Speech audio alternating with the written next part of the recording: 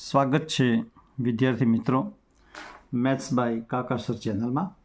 આજે આપણે ધોરણ 5ની અંદર સ્વઅધ્યયન પોથીમાં ભાગ 3ની અંદર પ્રકરણ 7 ગણિતમાં તમે પેટર્ન ભાત જોઈ શકો છો એ પ્રકરણના પ્રશ્નોના જવાબો સમજવાના છીએ। મિત્રો, ખાસ સૂચના કે તમે સ્વઅધ્યયન પોથી જાતે વિચારીને સમજીને ભરો અને પછી એના જવાબો ચકાસવા અને જ્ઞાનમાં વધારો કરવા માટે તમે આ વિડીયો જોઈ શકો છો। ચાલો મિત્રો શરૂ કરીએ। અહીંયા આપ્યું છે આપણને 1, 3, 5 પછી શું લખવું, તો તમે એને જોશો પેટર્ન તો બે ઉમેર્યા છે। 1માં 2 ઉમેર્યા 3, 3માં 2 ઉમેર્યા 5, 5માં 2 ઉમેર્યા 7, 7માં 2 ઉમેર્યા 9। ત્યાર પછી 2, 4, 8 છે તો તમે જોશો તો 2 દુ 4, 4 દુ 8, 8 દુ 16, 16 દુ 32। પછી અહીંયા શૂન્ય આપ્યા છે તો 1 શૂન્ય છે, અહીંયા 2 શૂન્ય છે એટલે એમાં 2 ઉમેર્યા। પછી અહીંયા 5 શૂન્ય છે તો ઓર 2 ઉમેર્યા। તો તમે 2 ઉમેરતા જાઓ તો 5માં 2 ઉમેરો 7 શૂન્ય, 7માં 2 ઉમેરો 9 શૂન્ય, એ રીતે પેટર્ન પૂરી કરવાની છે। અહીંયા મિત્રો જે આપ્યું છે એ વર્તુળમાં આડી રેખા છે। એ આડી રેખા તમે જોશો તો ઘડિયાળની વિરુદ્ધ દિશામાં ફરે છે, તો આ પ્રમાણે પેટર્ન બનશે। પ્રશ્ન 1 જોઈએ તો પેટર્ન પૂર્ણ કરો। અહીંયા 3 બાજુવાળો ત્રિકોણ, 4 બાજુવાળો ચોરસ, 5 બાજુવાળો પંચકોણ, તો અહીંયા 6 બાજુવાળો ષષ્ઠકોણ તમારે દોરવાનું થશે। અહીંયા જે પેટર્ન આપી છે મિત્રો એ આ જે ચોરસ છે એને તમે ઉલટાવી દો તો આ પ્રમાણે મળશે, આ જે છે એને ઉલટાવી દો તો આ પ્રમાણે પેટર્ન મળશે। અહીંયા અર્ધવર્તુળ છે તો અર્ધવર્તુળ જે છે ઘડિયાળની દિશામાં જાય છે, ઘડિયાળની દિશામાં જશે એટલે આ રીતે ફરશે, આ રીતે ફરશે અને પછી આ રીતે પેટર્ન મળશે। અહીંયા સાથિયામાં 1 ડોટ કર્યું છે, 2 ડોટ છે, અહીં 3 ડોટ છે તો અહીંયા 4 ડોટ આવશે। ચોરસમાં છાયાંકિત ભાગ જે છે ઘડિયાળની દિશામાં ફરે છે, તો ઘડિયાળની દિશામાં ફરશે એટલે અહીં આવશે, પછી આગળ જશે, પછી આગળ જશે તો આ પ્રમાણે આવશે। તે જ રીતે મિત્રો અહીંયા નીચે આપેલી સંખ્યાની પેટર્ન પૂરી કરો। અહીંયા આપ્યું છે AB, પછી C કાપી દીધો છે, DE, પછી F કાપી દેવાનો છે, પછી GH, પછી I કાપી દેવાનો છે, પછી J મળશે।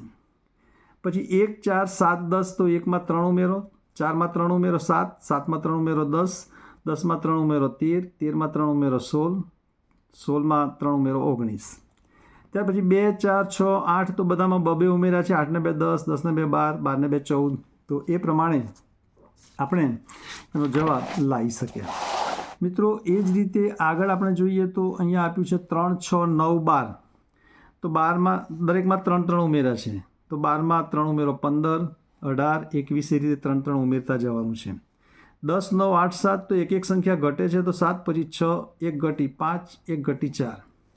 તે જ રીતે અહીંયા જે આપેલું છે પેટર્ન, બાકીની જે પેટર્ન છે પૂરી કરવાની છે, તો એ જે છે ઘડિયાળની દિશામાં જાય છે તો આ પ્રમાણે પેટર્ન મળશે। આ જે છે ઘડિયાળની વિરુદ્ધ દિશામાં ફરે છે તો આ પ્રમાણે પેટર્ન મળશે। આ જે છે આકૃતિ એ પણ ઘડિયાળની વિરુદ્ધ દિશામાં જાય છે તો એ પ્રમાણે તમારે પેટર્ન મળશે। અહીંયા જે આકૃતિ આપી છે એને ટોચ ઉપર છે, ટોચ નીચે છે, ટોચ ઉપર છે, ટોચ નીચે છે, ટોચ ઉપર છે, ટોચ નીચે છે, એ રીતે કરવાનું છે। અહીંયા જે ત્રિકોણ આપ્યો છે એનો ટોચ ઉપર છે, ટોચ નીચે છે, ટોચ ઉપર છે, એ જ રીતે અહીંયા જે છે એ પ્રમાણે આકૃતિ આવશે।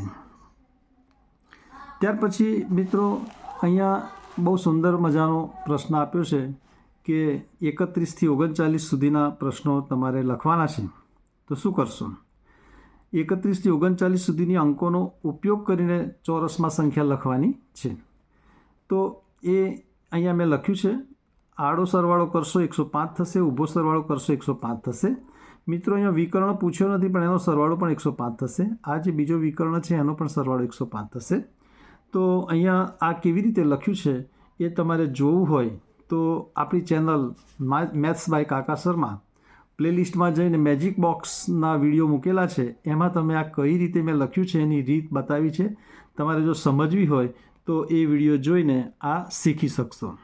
ત્યાર પછી બીજો એક પ્રશ્ન આપ્યો છે, અહીંયા 66 થી 77 સંખ્યાઓનો ઉપયોગ કરીને આપણે બોક્સમાં, ચોરસ બોક્સમાં સંખ્યાઓ લખવાની છે, 210 એનો સરવાળો થશે।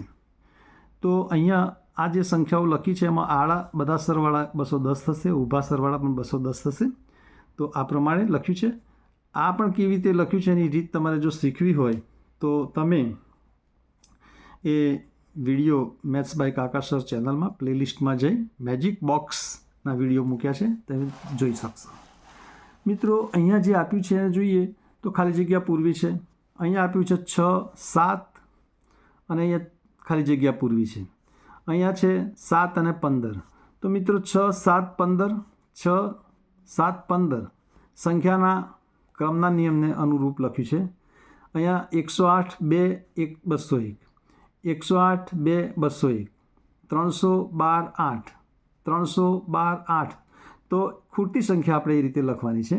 100, 12, 8, 100, 12, 8.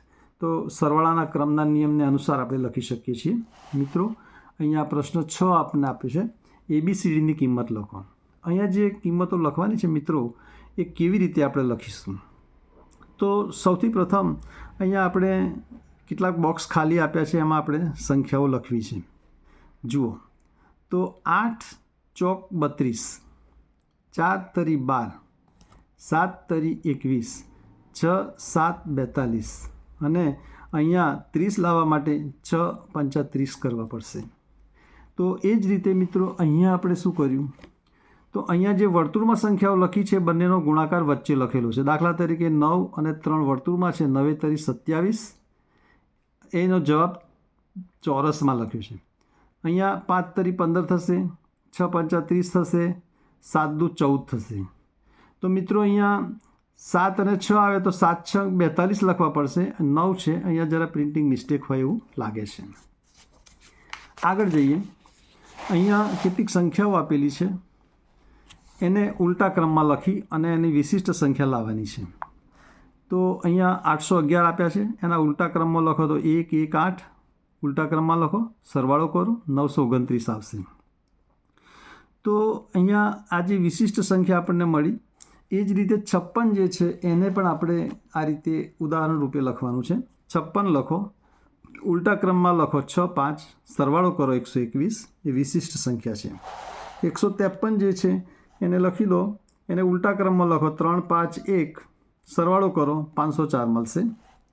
ત્યાર પછી 261 આપ્યા છે, તો 261માં 1, 6, 2 ઉલટાવીને લખવાનું છે, સરવાળો કરશો એટલે એ પ્રમાણે જવાબ મળશે જે વિશિષ્ટ સંખ્યા છે. તે જ રીતે અહીંયા 29 આપેલા છે, તો 29ને આપણે ઉલટાવીને લખીએ તો 9, 2 થશે, સરવાળો કરો 121 થશે.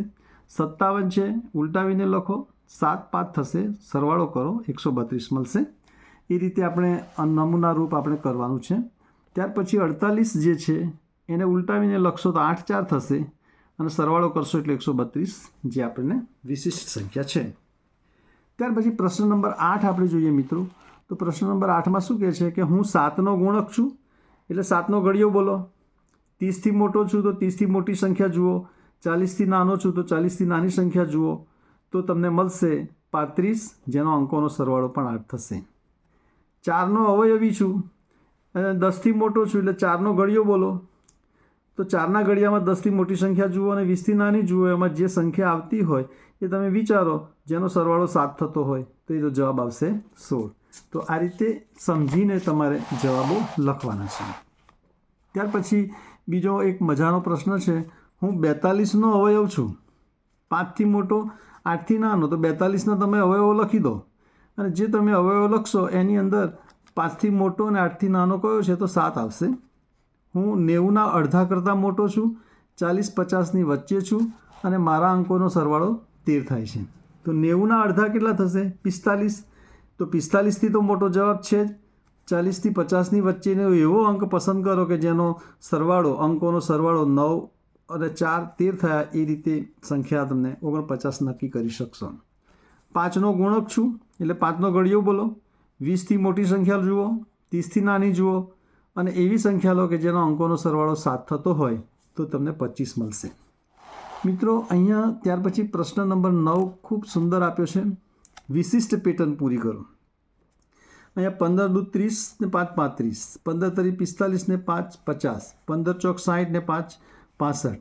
તો તમે અહીંયા જોશો તો અહીંયા બધા પાંચડા ગુણેલા છે અહીંયા તમે જોશો તો 35માં 15 ઉમેરો 50, 50માં 15 ઉમેરો 65, 65માં 15 ઉમેરો તો 80, એ રીતે આપણને જવાબો મળવાના છે.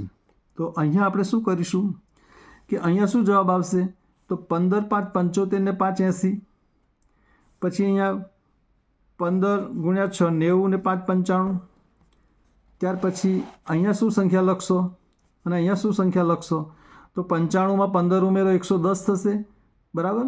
અને 15 ને × 7 105 અને 5 ઉમેરો 110 થશે.